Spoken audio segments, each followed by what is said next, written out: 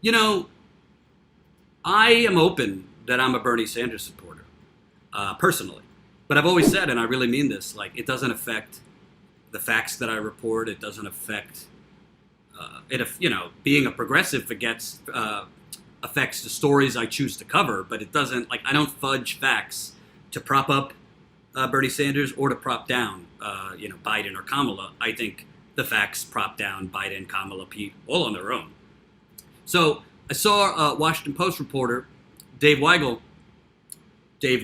who, of all the corporate hacks, is not the worst corporate hack, but he's still a corporate hack, I would say it to his face.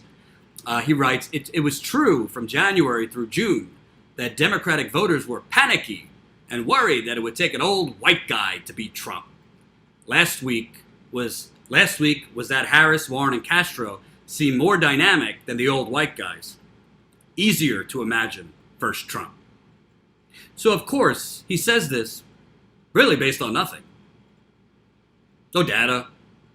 What Dave Weigel is saying that Kamala Harris, Julian Castro, who was the other one?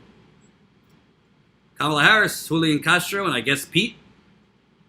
They look like they could take on, Harris, Warren, and Castro, that they could look on Trump. It's not based on anything, of course. It's just horse race, quote unquote, journalism. Horse race journalism.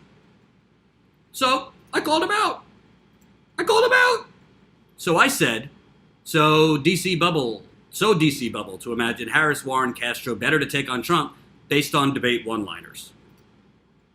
I also added, let's not worry ourselves with the fact that Nate Silver's 538 data showed Bernie Sanders had the highest favorability rating right after the debate, or that he's up against Trump by 10 to 12 points head-to-head.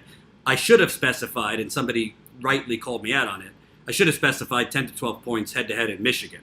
But Michigan is important. We got to, the Democrats have to win Michigan, Wisconsin, Pennsylvania, and Ohio. And Bernie is beating Trump, I believe, in most of those states by 8 to 12 points. I'll check that, but I believe Bernie is beating Trump by 8 to 12 points in all those states. Kind of a big deal. Considering Hillary Clinton lost to a reality TV star in Michigan, Ohio, Wisconsin, and Pennsylvania. So, yeah, it is a big deal that Bernie's beating him 10 to 12 points. So Dave Weigel responds, that's me, the DC bubble guy who never leaves DC, exclamation point. And by the way, I know what he's trying to do there. He's being sarcastic because, in fairness, this guy who works for the Amazon Washington Post, so interestingly enough, when he said this, after this, he wrote a tweet that he then deleted. Saying, you sound more like you're working for the Bernie Sanders campaign. Which, is a cheap shot, but whatever. If you're going to say it, keep it up, Dave. Don't delete the tweet. If you're deleting the tweet, maybe you know it's not true. So I wrote, yes, stating facts and data make one a campaign operative. Coming from the paper that is literally doing fact checks on statements from Sanders the paper acknowledges are true. Did you see that yesterday? The Washington Post fact checker literally did a fact check on Bernie Sanders, where the first sentence of the fact check was, well, yeah, it's true that three men, our owner, Jeff Bezos, Warren Buffett, and Bill Gates, own more wealth than the bottom 50%. But somehow telling him he's wrong on the same token, not to mention Jennifer Rubin doing 4 negative stories on Bernie Sanders a day. The Washington Post literally found the one person in America, conveniently somebody that writes for the Washington Post, to say, I want to pay my student debt. I don't want it canceled.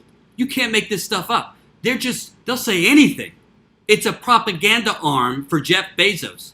And this guy wants to challenge me as working for Bernie Sanders' campaign? Well, if I'm working for Bernie Sanders' campaign, they should fire me, considering I've done like 3 videos in the span of a week criticizing Bernie Sanders for not taking the gloves off during the debate and, frankly, having a bad debate performance, in my view. I don't think it was a good performance. I think he should have taken the gloves off. It's the same mistake he made in 2016, duplicating it now. And if I'm working on the campaign, they should fire me. So And by the way, if I'm working on the campaign, would the campaign want us to go cover Elizabeth Warren, which we're about to do today or tomorrow? We're doing it because we're journalists. And we think, even though I got problems with Warren, we should cover it. She's a candidate. She is polling well. I'm not here to elect Bernie Sanders. Neither is Jen. We both like Bernie Sanders. We both want him to win, but we're not going to be an unofficial organ of his campaign. And if some people don't like it, too bad. So I said your original comment, which to go back to it, was this, that Harris, Warren, and Castro seem more dynamic than the old white guys. Easier to imagine first Trump. Again, based on nothing. I said your comment isn't based on anything other than the current horse race narrative. Harris has the exact same liabilities Clinton had in the Midwest. She's raking in dollars from Wall Street. Just did a fundraiser with a former Wells Fargo exec who defended the bank during the fake account scandal. She also has an awful record as AG of California, which will be attacked. Warren would have a better shot, but won't get the turnout among young people Sanders would. Castro has zero shot and was a puppet of Wall Street as HUD director, which, Dave Weigel in the Washington Post, of course, leave out all of these important facts. So David Weigel writes, the theory here seems to be that everyone can be attacked except Sanders. Doesn't track to me. This is rich coming from a reporter for the Washington Post who attacks Bernie Sanders and doesn't attack anyone else. So you are saying to me that I'm basically attacking everybody but Bernie Sanders when the Washington Post literally, as they're operating democracy, their slogan, democracy dies with darkness, should really be democracy dies with President Sanders. Because that's all they do. It's hit piece after hit piece after hit piece after hit piece. And I'm totally okay. If you want to cover Bernie Sanders critically, if you want to cover him on, valid concerns, if you have some, maybe you think he doesn't play nice in the sandbox, maybe you think a public option is more feasible, if you have data to back it up, go for it. He's a big boy. He's a presidential candidate. He shouldn't get no criticism. And I'll criticize him when I see something to criticize about. But I'm not going to just invent criticism and invent tough coverage to be like, see, I cover everyone fairly. No, I'm progressive. He's not taking money from Wall Street. He's not taking money from fossil fuel company. He's not taking money from big pharma. He's not taking money from big real estate. He's not taking money from Silicon Valley. That's good. What do you want me to do? So I wrote back to Dave Weigel, who blocked Jen many years ago, which we don't appreciate. Don't you block Jen dies. So after he said this, I said, everyone except Sanders. Dude, your paper is a clearinghouse for attacks on Sanders. Jennifer Rubin must sit in a room listening to Simon and Garfunkel songs, dreaming up her 4 to 5 hit pieces per week. Criticizing Bernie is fine if it's actually based on something. I think his first answer at the debate was piss poor and didn't make his Medicare for All case very well. Also think he did a bad job at not pointing out both Harris and Biden's lavish Wall Street fundraisers. I'm just noting. Yes, I get it, Weigel responds. I just get my back up when accused of being part of the DC bubble. I live there, but everything I know comes from the early states. Well, with all due respect, Dave, and I know you're not watching, but I hope you see this. He says all this to me. And by the way, when he says, oh, I leave DC, I know everything for the states. Well, I've seen you on the campaign trail, Dave. You're not exactly out there in the crowd interviewing voters. You're back with the bourgeoisie, corporate journalists on the press stage, tweeting, doing whatever you people do. Because I very rarely, and I traveled in 2016, I saw you at these rallies. I didn't see you much interviewing people. So I don't really know. You're saying you're putting your finger out in the wind, and this is how you formulate that Julian Castro, Kamala Harris, and Warren would be better against Trump. No data to back that up, of course. No empirical statistic, no nothing. Just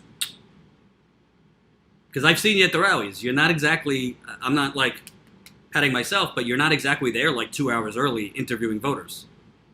I've seen you once in a while with your notepad or something like that. So I don't really want to hear, oh, I leave the DC bubble. I said, Well, since you travel, I'll say you are outside the DC bubble and merely a lover of the horse race. It's a compliment, Dave. And he liked it. You know, in a way, I think I was too generous and too nice to Mr. Weigel, to tell you the truth. But, you know, listen. Status quo, we definitely are rabble-rousers. We definitely are ready to take the gloves off. But we can't piss off everybody all the time. We can't piss off everybody all the time. Bottom line, the Washington Post, in addition to being a clearinghouse for anti-Bernie crap, the Washington Post is now pushing optics that Kamala Harris, Julian Castro, who's like polling in the low single digits, and Elizabeth Warren are the ones to take on Donald Trump. Well, let me tell you what's going to happen. I'm skipping Julian Castro because he has no chance. Kamala Harris runs against Donald Trump. He's going to do the same thing to her that he called Hillary Clinton. You're a puppet for Wall Street, because Kamala Harris is a puppet for Wall Street. How was those Wells Fargo's fundraisers? How were those Citigroup fundraisers? Kamala Harris literally did a paw print with the managing director of Citigroup's dog on the managing director of Citigroup's penthouse suite on Fifth Avenue. Okay? So Kamala Harris, she says she's for the people. I don't know which people are in the penthouse suite of the managing director of Citigroup. The Washington Post, the CNN, I showed you all of it. It's manufacturing consent on a level that I've never seen covering politics for 10 years.